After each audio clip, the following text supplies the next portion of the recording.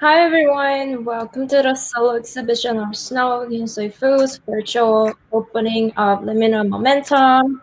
They're hosted by Duende Art Museum in Guangdong, China today. We bring the show and the online gallery tour today. And my name is Liz Seonwoo. I'm Snow Studio Assistant, currently film, video, animation, and new media BFA candidate in School of the Art Institute of Chicago. And I participated the show as a virtual installer of the online exhibition, and I'll be hosting the event today. And also we have Camilla here for helping us today. Hi, my name is Camilla. I'm Snow's personal assistant.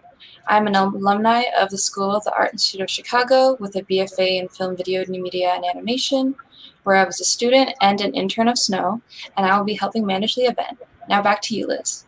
Yeah, thank you, Camilla. I would like to share the schedule of the exhibition today. We will start with an artist talk introducing the museum, exhibition, and artworks. And afterward, me and Camilla will give you a virtual gallery tour in Mozilla Hubs. The exhibition links will be shared at the end of the live event and available for everyone to explore on your own afterward. Please feel free to leave your questions and comments throughout the lecture and tour in YouTube and Facebook comment section. After our virtual tour, we will look over them into Q&A session. And we would like to thank the museum director, Ms. Wu, ship curator, Ms. Gao, and the admin team for all the support in making the show happen. And now let me share a brief bio of the artist before the artist lecture. Snow Yunxue Fu is a new media artist and assistant arts professor of photography and imaging in New York University Tisch School of the Arts.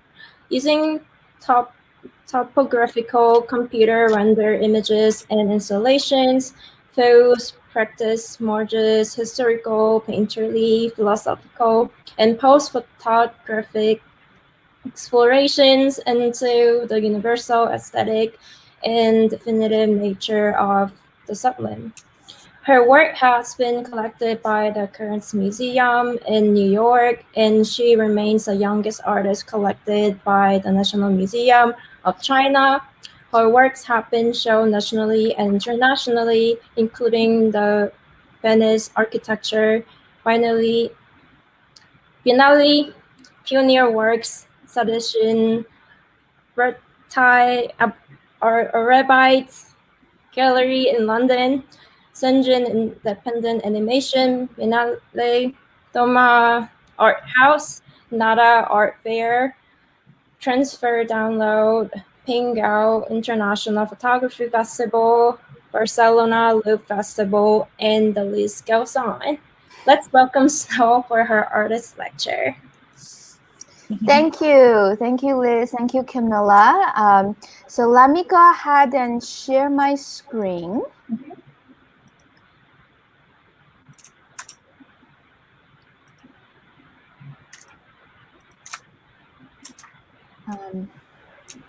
Can everybody see my screen okay? Okay, great. Well, thanks very much, everyone, for coming to my online solo show opening today. And as Liz mentioned, the first part of the online opening, I would like to give an artist lecture on the exhibition, the curation process, and also the individual artwork that later on Liz and Camilla is going to give everyone a virtual gallery tour in the Mozilla Hubs space where we built the virtual version of the show. Here's a little bit about the show. As you know, the name of the solo show is Liminal Momentum. And it is really a show that is looking at this current moment in time as people who are living lives that is saturated with media, with images.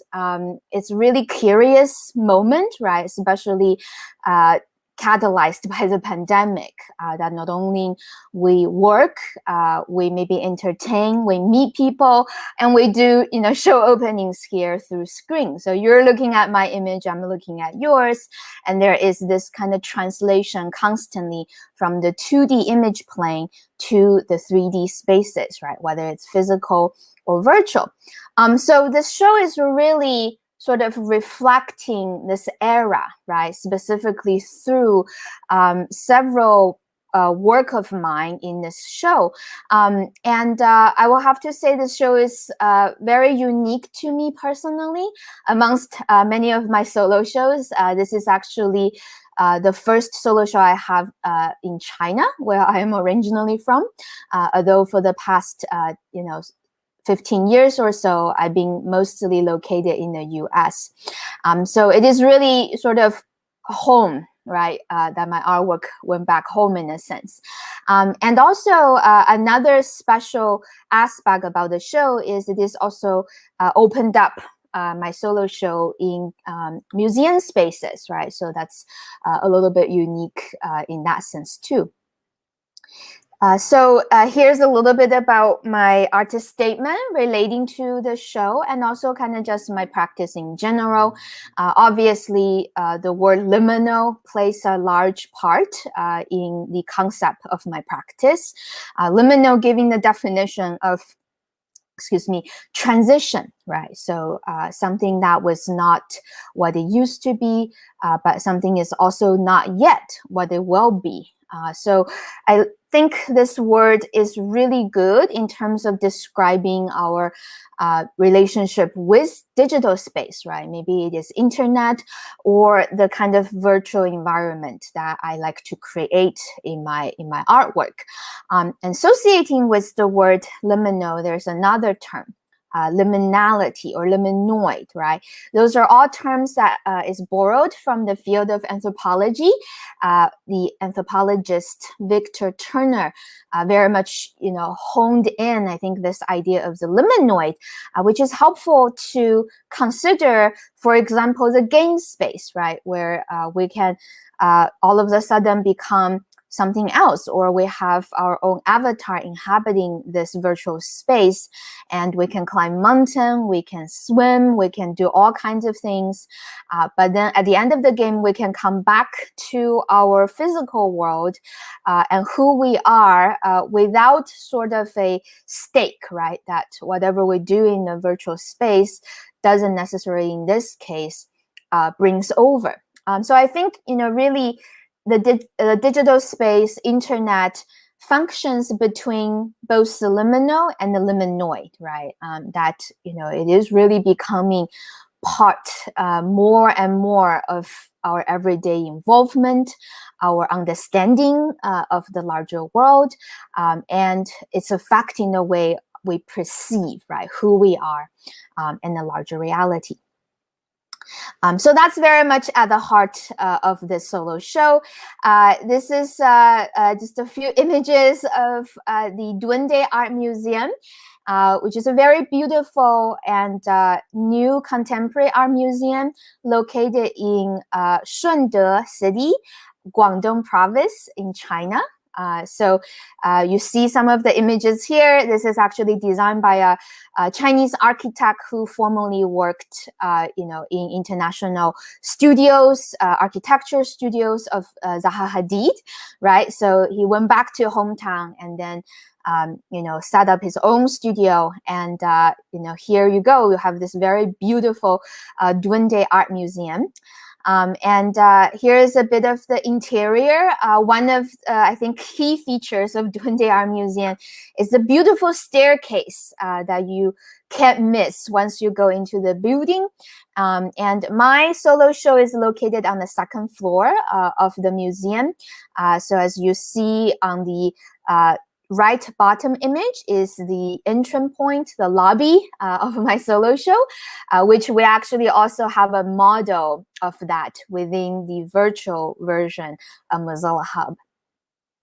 Here is actually a picture from the opening of Liminal Momentum, the physical one, right, at Duende Art Museum. Because of COVID, I could not travel there, and which is a bit of a shame. But the museum staff were very considerate. They asked me to record a video artist intro, so I have my presence there, right? And without physically being there, my image was played during the opening. And the limitation is not only just to me, right? It was also to the visitor of the show. So at the opening, people who were able to travel, who were probably already in China, was able to come, right? A lot of the installation design when I was talking to Duende Art Museum was also very much about kind of thinking of the COVID time, right? Although it's fairly safe right now to host the show. But, you know, sort of this idea of possibly zero contact, right? So a lot of the work, the installation is designed with that in mind, right? Spacious rooms and the way that people can kind of interact with the work, not by touching the headset, right, per se, but perhaps by interacting with the projection. And here is Ms. Gao, the chief curator of the show, who is actually given a gallery tour at the opening back in March. And then here is on the left, actually the director, Ms. Wu, who runs the museum, and she is the very person who have invited me to do this solo show. So I'm very, very grateful of that. And on the right-hand side is the lovely museum team. I love working with this young and energetic team. They're very professional. They're very on top of it. So, you know, it's just been such a pleasure able to work with good people, right? I really count myself very fortunate in that. And then here's just a few more images of the actual install picture. And you will see kind of ways that we represented the physical installation in our virtual show too. And this is when Ms. Gao continues to give them the gallery tour in the physical opening. And then a lot of the pictures from the show is actually up now on my website. So if any of you is curious, feel free to visit, right? It's a really interesting process in a sense. And then the liminal and liminality really actually plays not only within my work, but also very much in the process of the show. When we designed the show, I had to communicate with the team through a lot of images, and actually through setting up 3D models of the exhibition, I then communicate how I would want different pieces to be installed. Then the museum team take that and then they translate into a physical space. But what they give it back to me, right, it's kind of drawing back to the circle, is pictures, right? So it's this constant 2D and 3D translation. And we wanted to take that translation even further, especially considering international audiences, right? Not only people in China, but also in the US, maybe in Europe and other parts of the world, able to hop on the internet, right? And interact with the work and the show. So that is one of the primary reasons me and my team wanted to set up this virtual version of Liminal Momentum. So I'm going to play as a reference here, actually a video promo this museum have put together for my show. A second.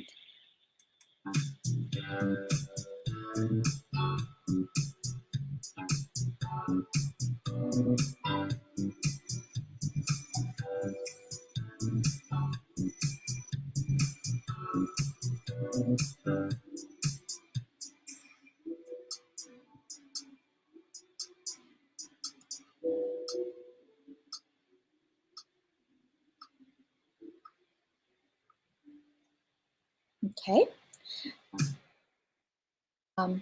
Yeah, so seeing audiences interacting with the image, right, that their silhouette is being caught with the projection really makes me wish that I am there, right? So while kind of wanting to spend more spaces in the physical show, me and my team, my assistant, have set up this virtual version of Mozilla Hub, which at the end of our opening event today, we will be sharing it through our YouTube and Facebook Live link.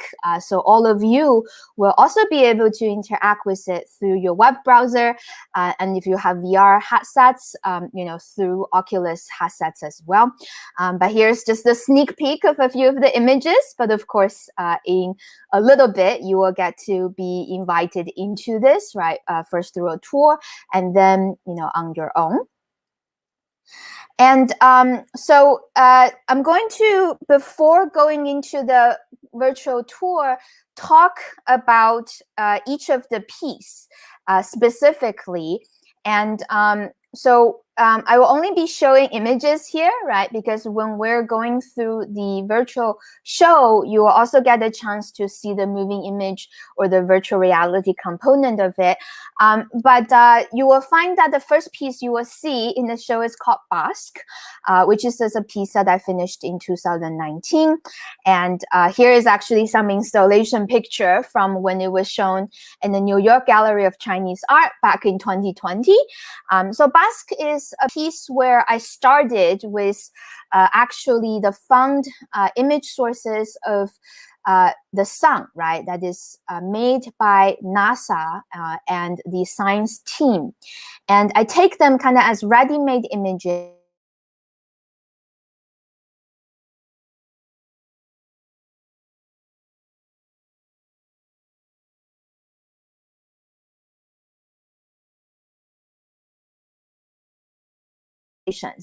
So you see here is thousands and millions of particles that's then simulated through the NASA sun images, sort of a reverse of how those images comes to be from beginning, right? They come through data, but also they come through a way that designers are brought into the team to make this kind of rectangular image to help us, right, on the other side of the screen, have association of, okay, this is the sun, right?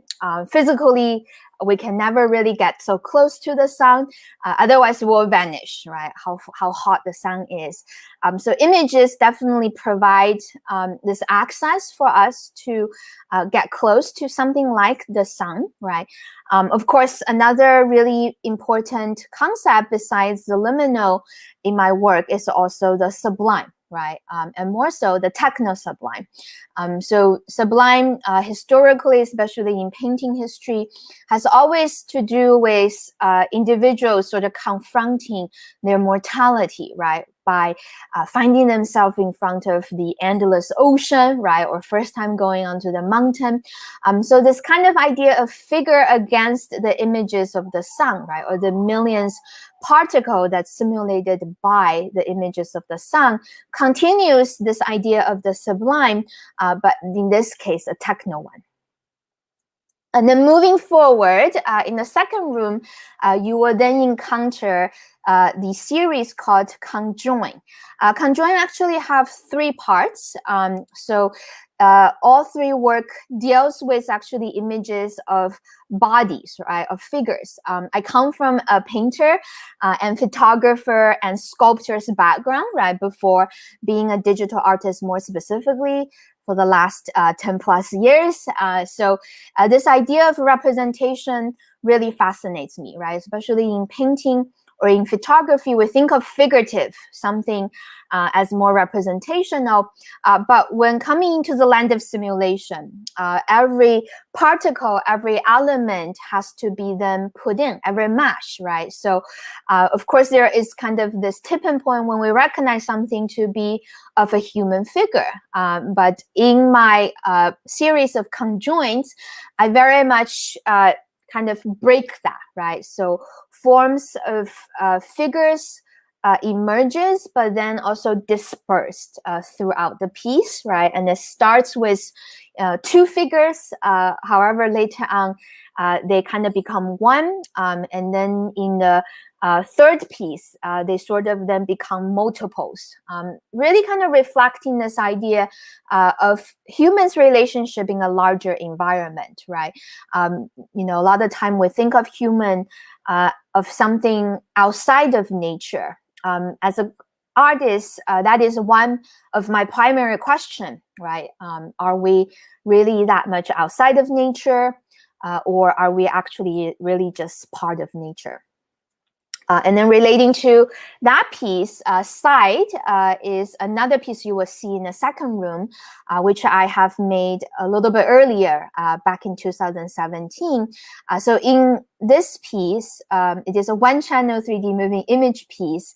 A figure that is modeled after my own emerges, right? Also through liquid simulation. And what you will see when you go on the tour, the images also merges through image sequences, right? That is then having a flicker effect. So this idea of, I think, illusion of not only a figure, right, what we perceive as human being, but also this illusion of continuation, right? As we know, moving images has certain frames per second to continue that illusion. And so in side, I like to forefront that, right? The very sort of composition of the figure is very similar to the very kind of composition of a timeline, right? That is also very easily to be broken down. And then also just looking at, you know, this idea of water, right? A human that is made out of water. I consider, you know, that sort of so similar to many things in, you know, environment. Our body, our flesh, as we know, are mainly composed of water. And excuse me, you will find that in, you know, for example, glacier, right, or many caves, the formation of those natural landscape are also largely contributed to water. And then the last piece you will find in the second room is fireline studies. This is a piece coming out of the fire series that I started working on last year, 2020. So specifically in fireline study, I utilized wireframed 3D simulation to kind of draw an outline, right? That oftentimes our ideas about 3D simulation is very final, right? As the image you maybe saw on the bottom right. But you know, the process of simulation is really as messy as drawing, as sculpting, right? And I really wanted to forefront this construction, right? Beyond, I mean, in 3D, the way that a lot of artists work is we're actually starting with modeling, and then atmospheric event gets to be involved, right? And so it's really a lot more like a set making, if you will. And then, of course, relating to photography, that's why we say 3D imaging is a post-photographic medium. We go in there and we frame it, right? Whether with still images or moving images. So in this case, the piece really connects both, I think, drawing, sculpting, and also photography into this one medium, right? So we like to consider 3D as this epistemological model of the world, and as that's very much the nature of image making within that. Another reason why I really wanted to make this piece is also reflecting the destruction nature of fire.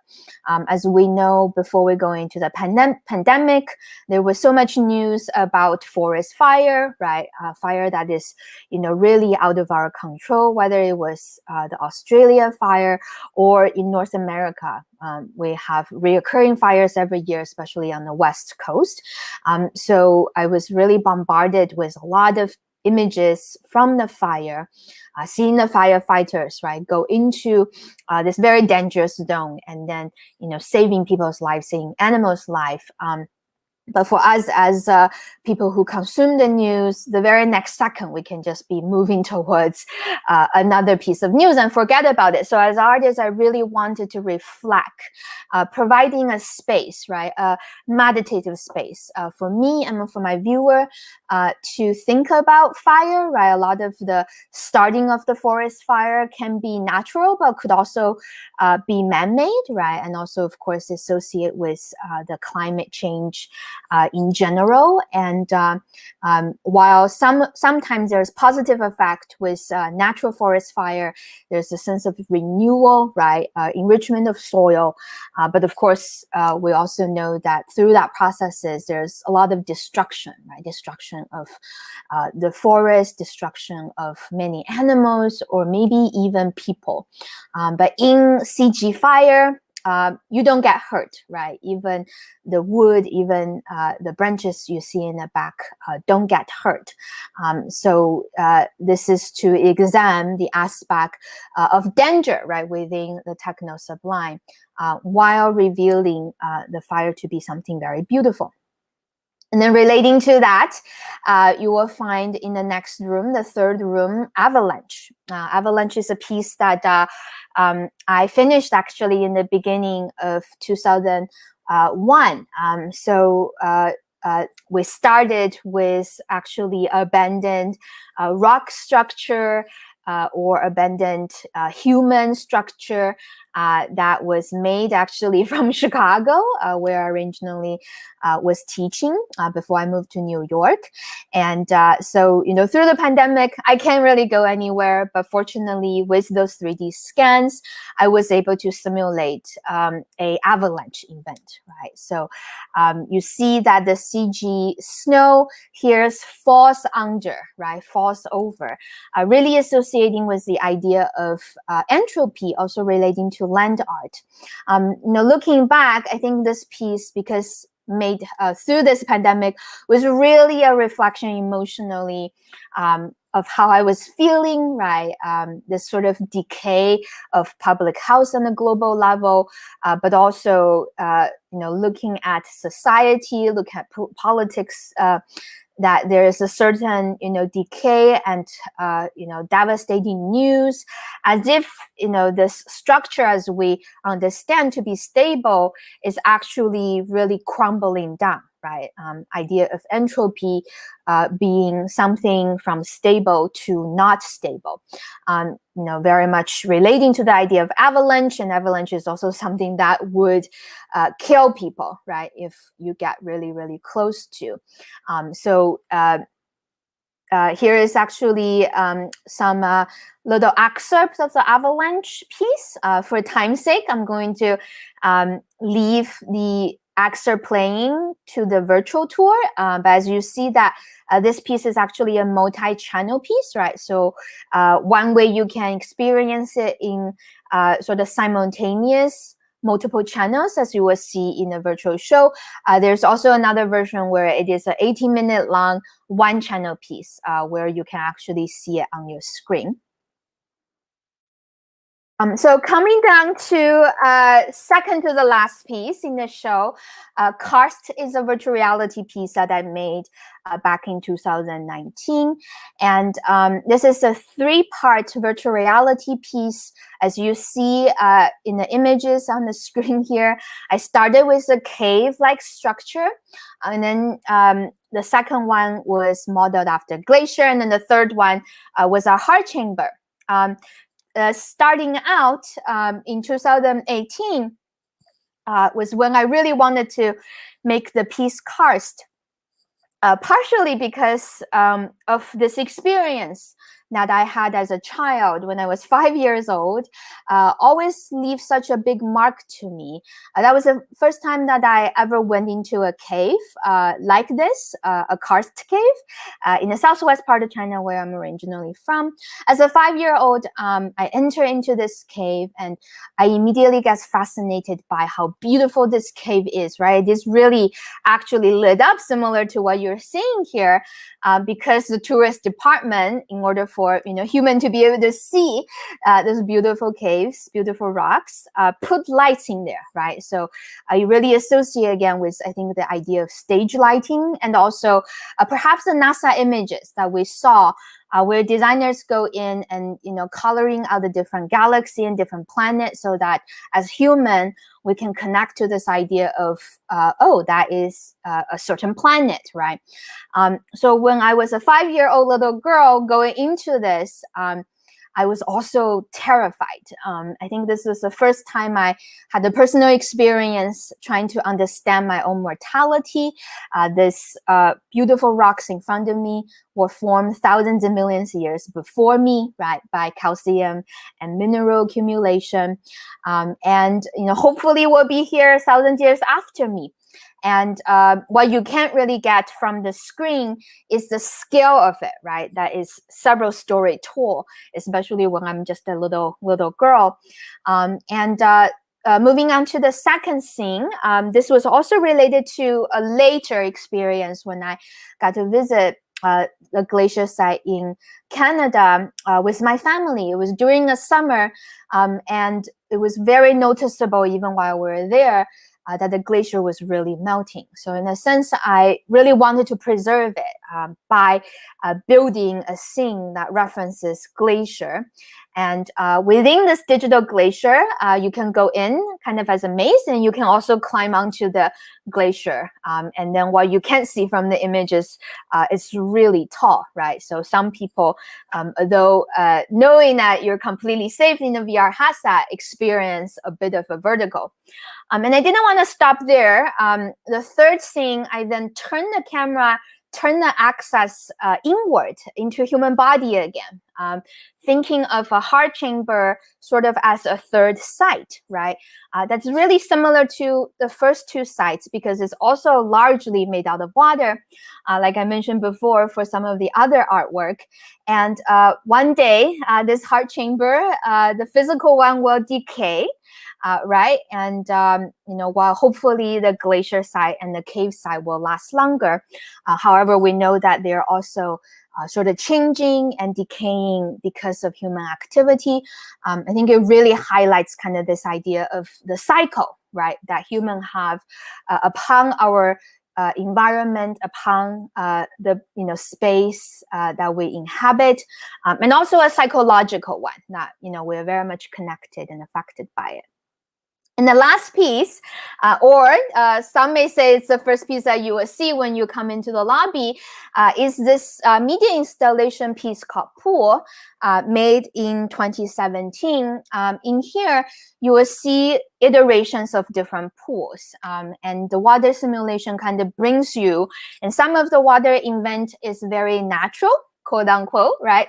But some of them, the water gets to do very interesting and even impossible thing, right? And that's one of the things that 3D space really can provide to us as artists is the impossible too, right? I think connecting to the painting history, even, with maybe oil painting or Renaissance, people were interested in the technology and bringing it to the hyper-realistic. But then artists soon find that that's not the only thing they're interested in. I think in the 3D images media, we're experiencing that too, right? While 3D can give us, photorealistic images, but, as artists, we're also showing our subjective world, our subjective idea.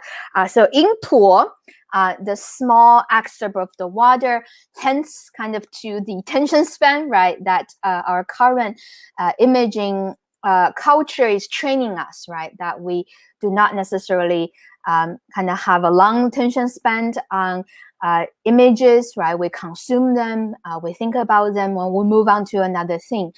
So in this 12 minutes piece, you actually get rewarded if you stay longer, and then you will see the different versions of the pool, kind of giving us more of a sense of a larger and a bigger picture. And here is actually a picture of the installation pool from a formal show. So that's kind of my end to the artist lecture involving all of the artwork in the show. So I'm gonna go ahead here, stop sharing my screen, and inviting back my two lovely assistants, Liz and Camilla. Next part, I would like them to bring everyone to our virtual Mozilla Hub show version. And Liz will lead us to this virtual version of the show where she has helped me as a virtual installer, right? She worked with me in setting this up so that everybody can visit as well. Just one reminder, please feel free to write down your questions and your comments in the YouTube chat or Facebook if you're joining us on there, so that at the end of the tour, we will have a Q&A session. That's when we can address some of those questions. And then please stay till the end when we are able to also give you the links of the Mozilla Hub gallery, so that after 9 p.m., you can also visit this gallery on your own. Please take it over, Liz and Camilla. Yeah. Hi again, everyone. Actually, due to the technical issue, we might need to keep the comment section from the Facebook, not on YouTube. We apologize for the inconvenience, but yeah, let's keep the comments and question on the Facebook comments. And then we are so excited to share the virtual version of the Liminal Momentum exhibition on Mozilla Hub, and let us start walking through the virtual show with you. So on the left, there is a purple square on the wall, and yeah, it's a preface of the exhibition. And then there's if you click the square, there's a link pop up, and then the link will direct you to the to know about the detail of the exhibition. And then on the right side of the wall, there's an artist talk video placed on the wall. So if you click on the link, it will direct you to the artist talk to get to know the artist in detail. And Camilla, would you mind share the navigation, how to walk through the exhibition? Camilla, I think you're on mute. Thank you, Snow. No problem. When you enter the room in Mozilla Hubs, you will see on the left is a list of all the controls. The main controls that you're going to need for the exhibition are WASD, and that's going to allow you to move around the scene on the floor. You can also use B and Q to rotate, or you can use your mouse or touch screen to rotate around the scene. The video files in Mozilla Hubs will appear as links, so just make sure to hover over the objects with your mouse so you have the open link pop up. Now back to you. Yeah, thank you, Camilla. So let's talk about the how the museum structure. So exhibition structure. So part of the exhibition design are incorporated with the low poly version of the original piece due to the sake of Mozilla Hub interface condition. And then we wanted to share the experience of the show and the virtual exhibition that will give you beyond the experience that could have in the original physical exhibition space. And then let's go over to the basket room.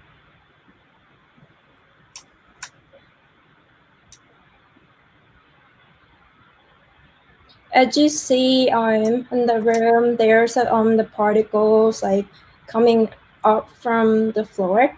And then we wanted to share the experience that we could have an experience from the basket film that contains the stars. And then we wanted to mimic that kind of stars in the piece in the little poly version of particle that coming out from the floor, so that it could enhance the experience of the exhibition.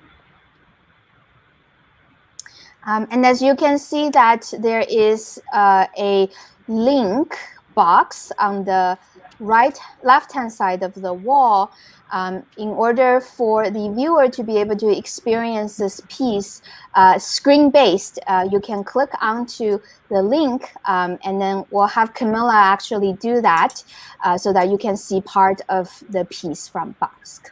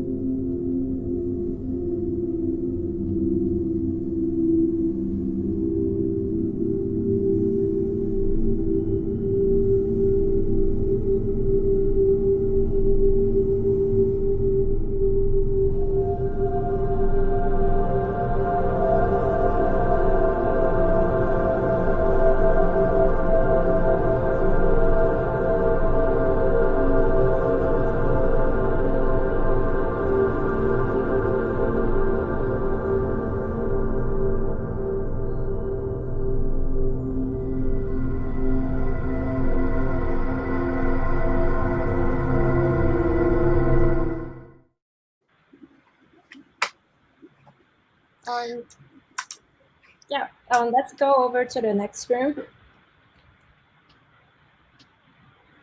So in this room, like as you see on the wall, on the right side, there's a piece conjoined, and then on the left side, there's a piece on the side, and then they also like share this kind of like the concept that the object on the mesh like becoming the particles, and then so that like kind of emerge in the space. So we kind of like incorporate that concept into our exhibition, like building concept to like make that particle low poly version of particle coming out from the image.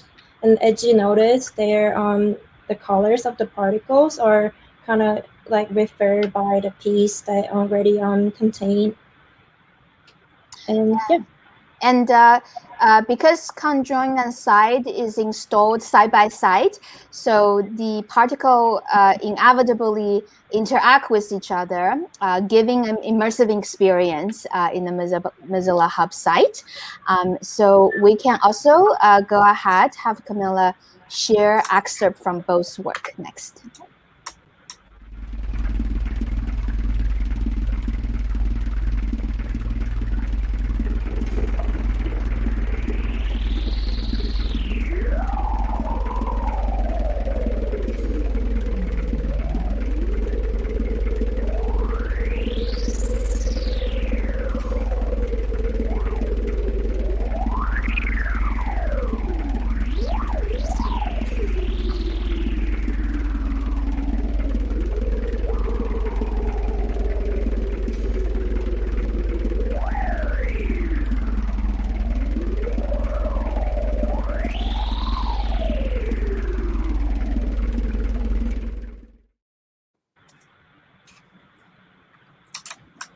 And then we're going to go to the left side here, and you can see clicking on this one.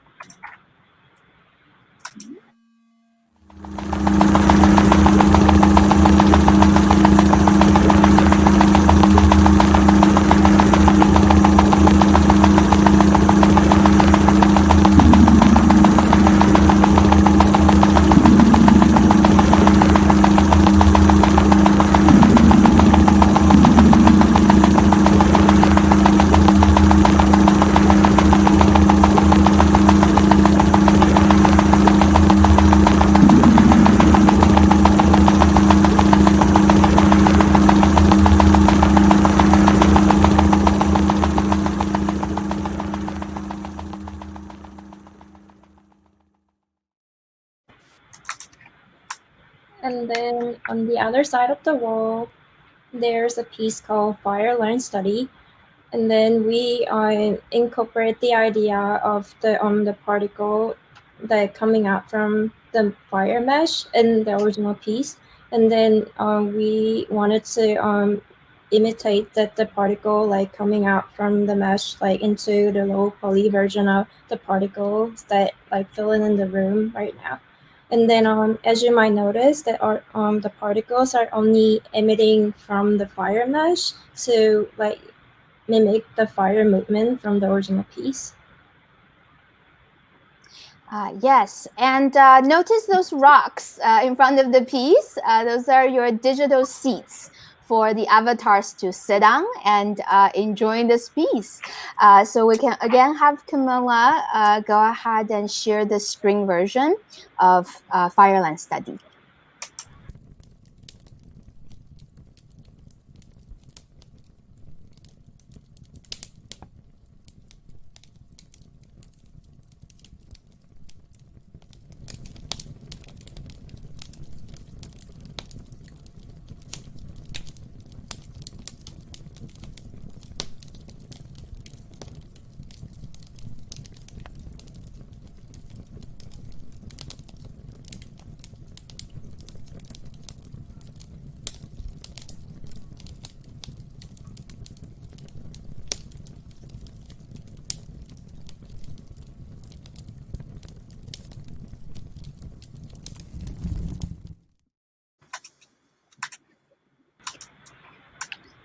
And let's go over to the next room. This is a 3-channel video installation piece called Avalanche. And then we wanted to immerse a space that includes triptych setup version of the real exhibition space. There's 3 video links that will directly direct you to the individual channels. Yes, and then the rocks in the middle of the room this time actually also find itself being mirrored within this piece. As you probably heard from my lecture earlier, that a lot of the avalanche CG event are set above of the 3D scanning of rocks. So while your avatar is sitting on those digital rocks, think about those rocks that is underneath this destructing snow event. And then we'll have Camilla share the 3-channel version of this avalanche piece.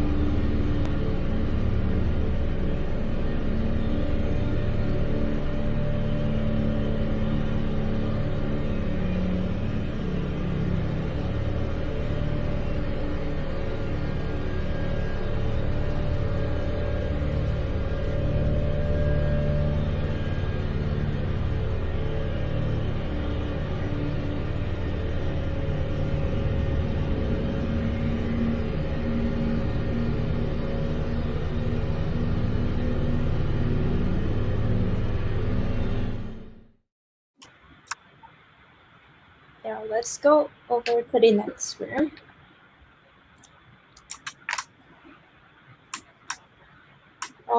This room is like for the virtual, actually that the screen recorded version of the virtual reality work, which is called Cars. And then if you see on the left side of the wall, you can see the relief pieces that place on the wall that are part of the piece, and cars are so that we can like immerse and expand the experience from the piece or from the original piece. And on the other side of the wall, as you see, you can see that the still shot image of the screen recorded version of the VR work. Yeah, and as you are seeing, what Kamile is doing right now is flying through the virtual reality space. So if you are on your headset, feel free to fly, or if you are going to visit this room on your web browser, you can actually press G by going into the fly mode, and that way you can go to the different sculptures that is hanging right without the gravity, and that's really unique to this virtual version that we wanted to kind of bring this low poly version of the sculpture from the first scene of Karst, so that you can get close to it. You can actually go through it too, right? As you probably also will notice, our museum's gallery wall is also walk-throughable, right? And that is unique also to the design of it being 3D, that we don't necessarily have to be confined by the physical walls of the gallery, so that you can also defy of gravity, look at all of the sculpture however you would like. And next, let's also have Kamile go ahead and click on the link to share an excerpt of all 3 of the scenes from Karst VR.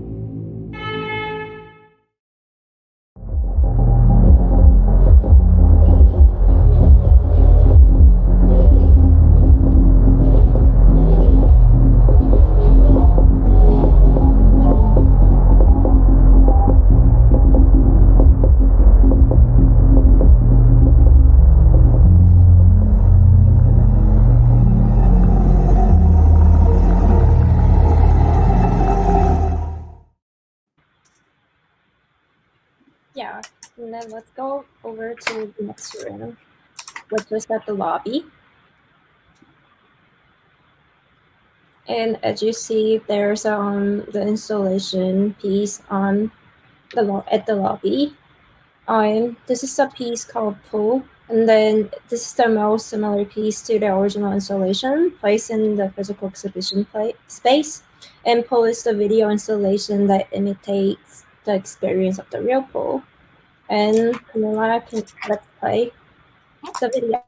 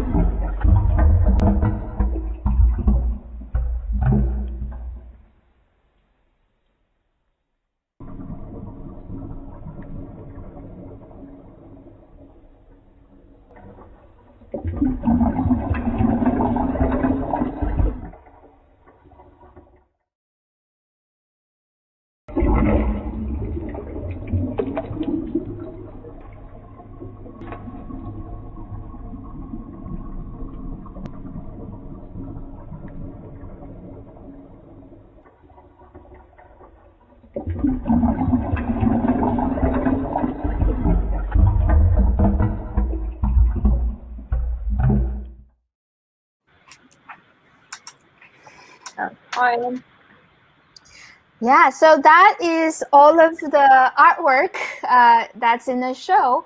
And we actually also want to mention this beautiful staircase that Liz helped me to build.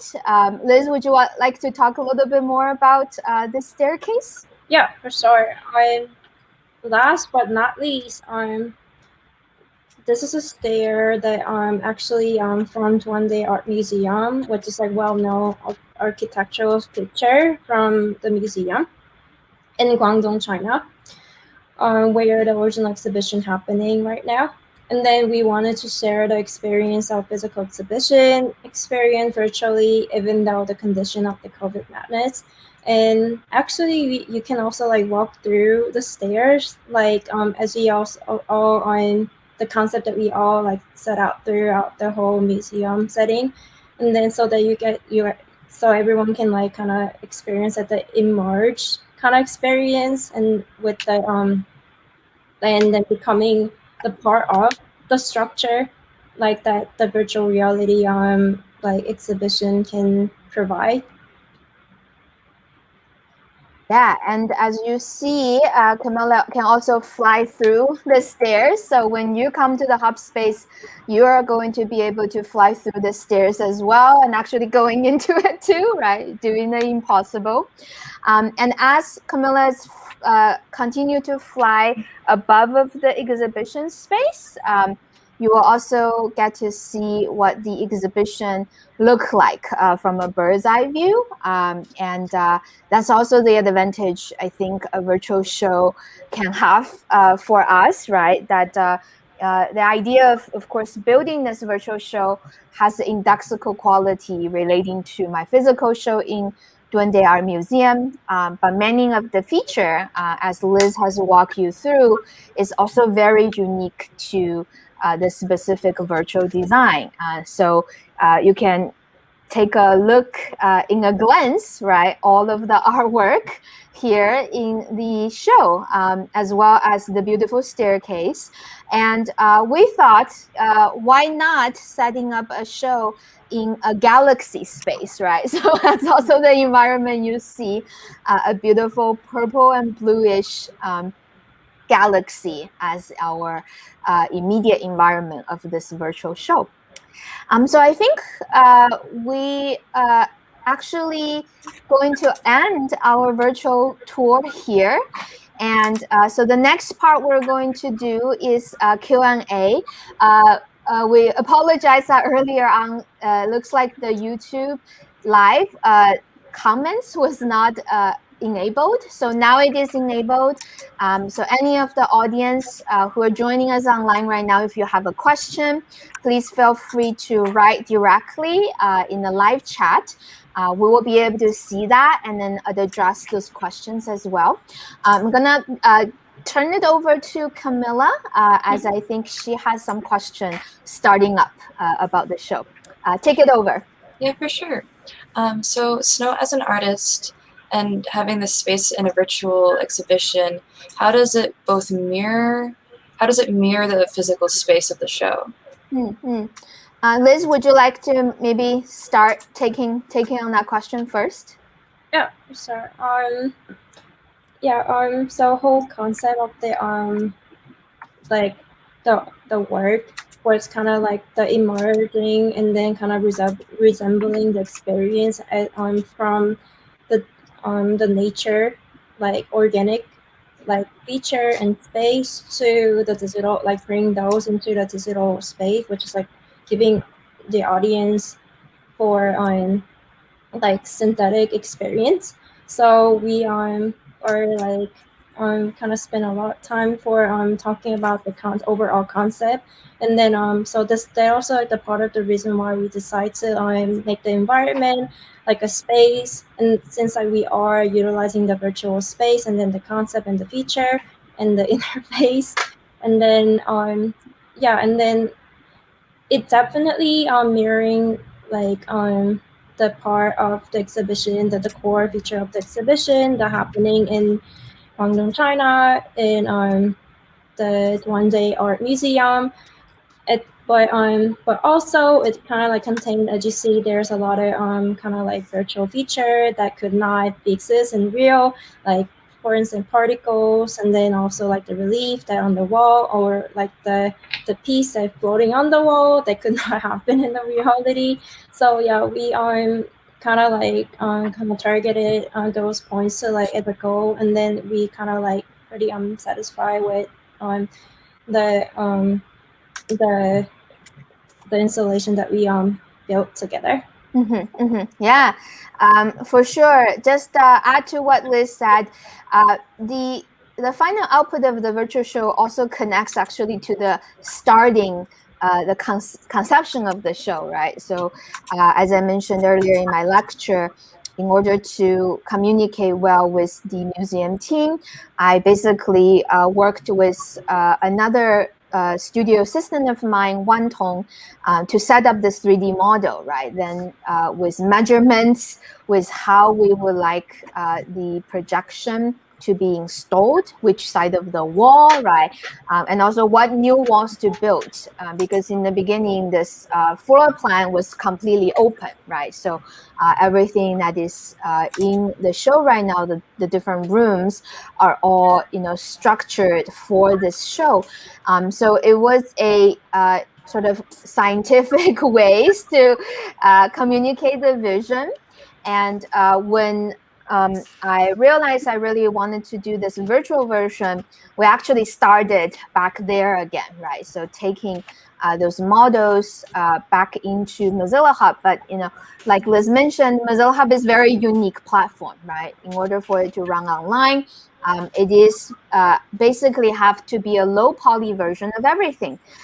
So then we had to kind of work with individual piece to provide a smooth experience while it is a lower poly version.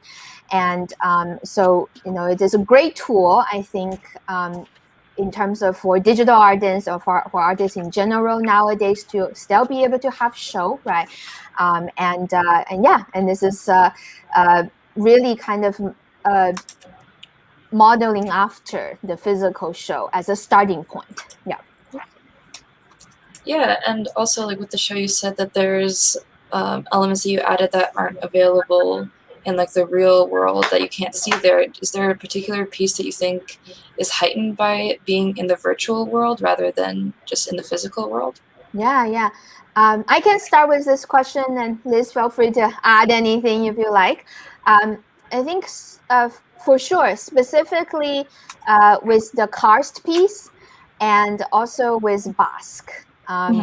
The karst piece was the sculpture. And as you saw from the screen recording of karst, there's actually a lot of sculptural component even from the original piece, because the piece conceived with sort of modeling after the cave experience.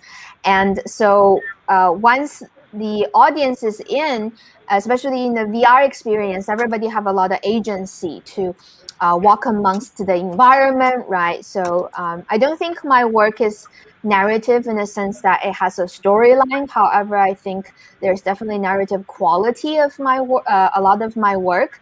But most of the time, I like to think of my audience as visitors in my artworks, so that they don't have a scripted sort of visit, right? I mean, very much like the show, though we're kind of showing you how one can sort of relate to it. But once, as an audience, when you hop into Hubs in a little bit, we'll share the link soon at the end of the Q&A.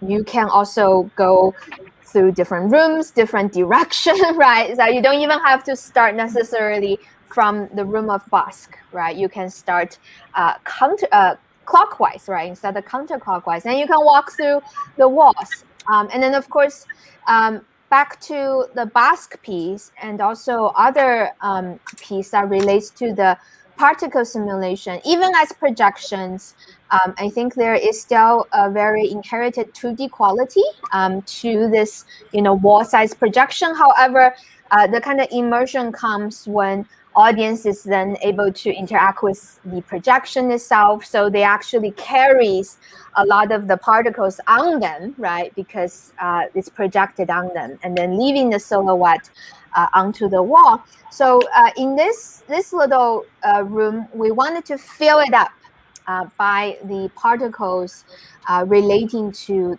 Basque piece. So you see the color similar to the NASA images of the sun, right? And then you can actually walk amongst this. So this is actually maybe even more so of an extension of the original piece, where it's still very much 2D. But in here, when you visit through web browser and VR, you're definitely right in the middle of it. Anything you would like to add, Liz? Maybe a little bit for the cars piece.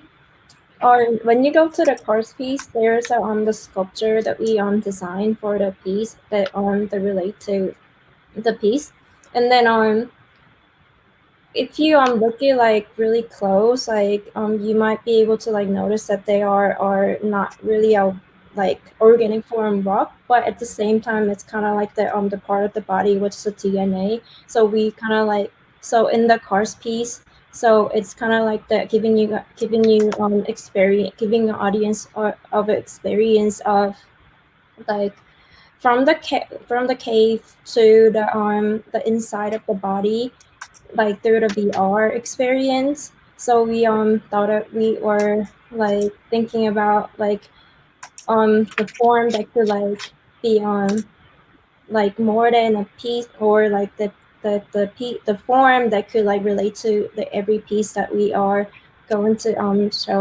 showcase from the cars piece. So we decided to like the piece that like literally like the more related to the piece that in the cars that you can see and experience.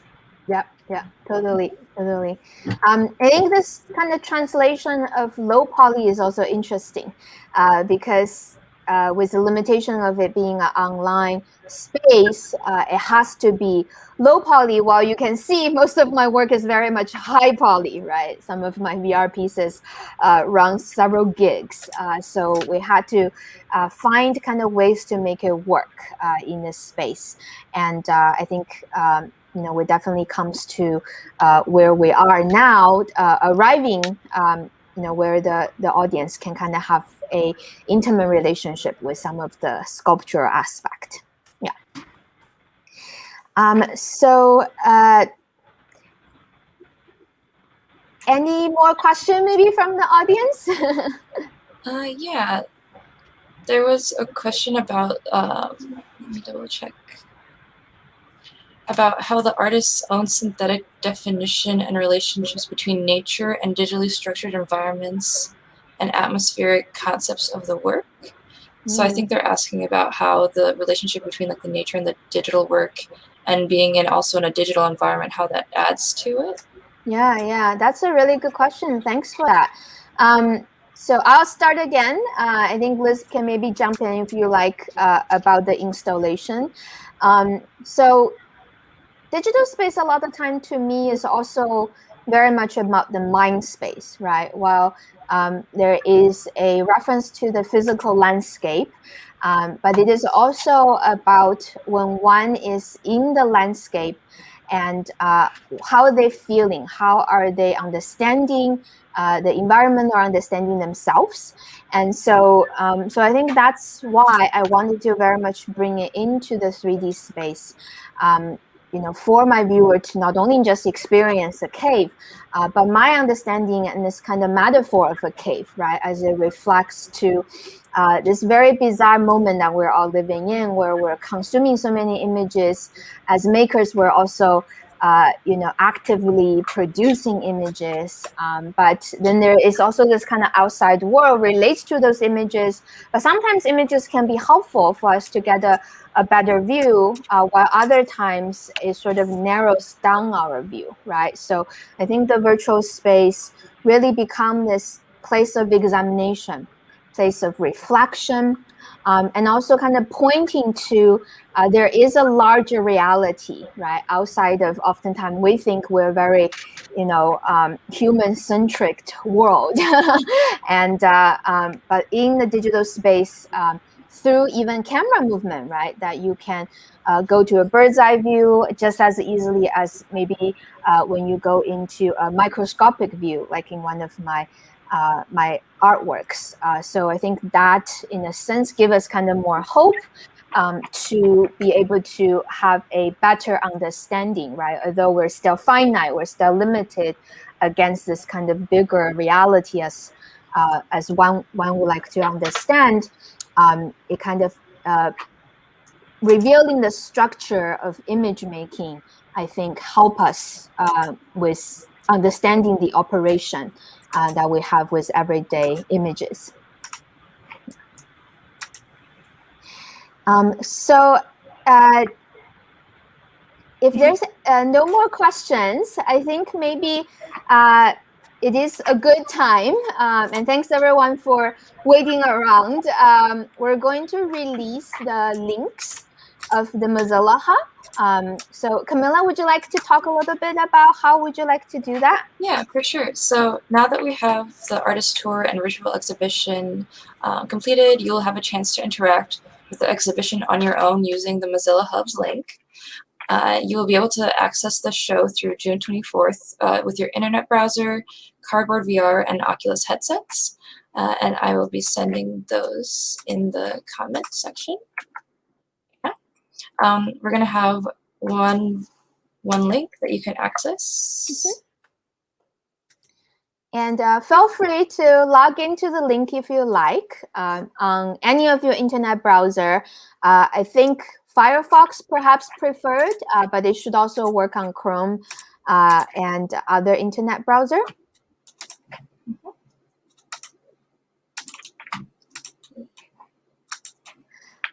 And we'll be kind of sticking around a little bit. If any of you have any questions about navigation, again, the navigation instructions are posted within the lobby of the show, right, where you can read. Or we can also post perhaps later on the navigation kind of brief instruction on the comment section of the opening link as well. So definitely feel free to visit, explore on your own. As you see that Kamile has put in the different rooms, so they're all connected to the same VR virtual show.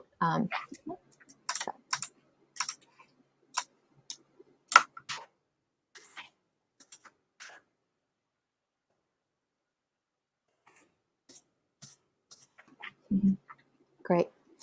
Well, I just want to spend a little bit time to really thank my two assistants today, Liz and Kamile. Without your help, this wouldn't happen.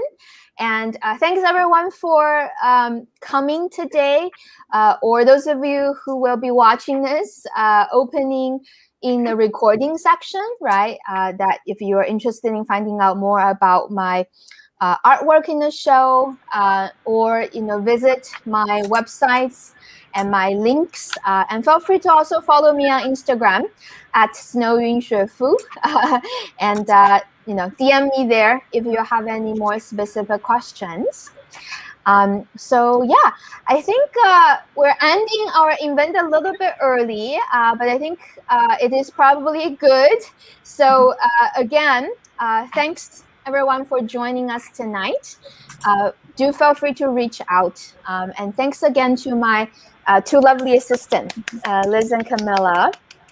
And yeah, I think we're going to end our online opening right now.